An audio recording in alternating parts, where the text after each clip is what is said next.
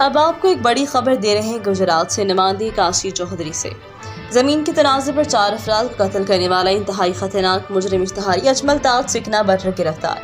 थाना ककरारी के इलाके मौजा बटर में जमीन के मामूली तनाज़े से शुरू होने वाली दुश्मनी ने 4 इंसानी जानों को निगल लिया। मुकदमा दर्ज करवाने की रंजिश में मुलजिमान अजमल ताज मोहम्मद ताज ने 4 अफराद को मुख्तलिफ मौके पर फायरिंग करके कत्ल किया।